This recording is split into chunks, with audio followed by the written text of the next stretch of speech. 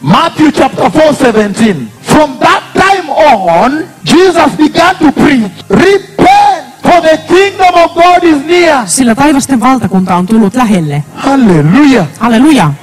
That means Se tarkoittaa, when he died and raptured the curtain and admitted the church, ja seurakunta otettiin sisään, he handed down to us the gospel of repent, parannuksen teon evankeliumin.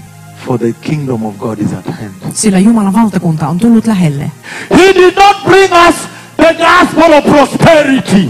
He brought us repent, repent, Hän toi meille parannuksen teon evankeliumin. and turn away from sin. Kääntykää pois synnistä.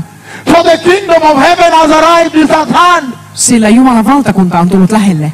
Only that gospel Koska vain has power for deliverance. tässä evankeliumissa on And he says when somebody receives that gospel, vapauttamisen voima. Hän sanoi, begins to do work että kun joku ottaa vastaan tätä in his työtä salvation. hänen tässä pelastumisessa, And when it meets anything that spoils, anything perishable, kun joku pilaa sen, it will kill it niin se tappaa sen.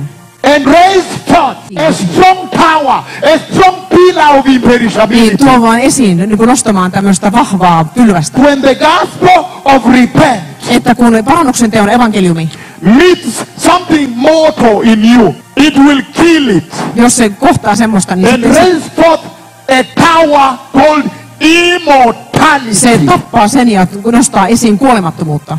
Kaiken When tästä. the gospel of repent meets that corruption in you, Kun tämä pelastuksen evankeliumi siihen sekoitetaan tätä turmeltuneisuutta, kill it kun se kohtaa sitä, ja and se, raise forth a niin se strong pillar tappaa sen ja siihen tulee taas tilalle vahva of turmes, incorruptibility. jossa on se turmeltumattomuus. And when those three pillars now Ja support your nyt sit on salvation, jo 3 vahvaa pilaria, jotka tukee sitä sun pelastumista, eternal pillars, jotka on iankaikkisia then it says, pylväitä. Sitten hän sanoo, death kuolema has now been defeated in you.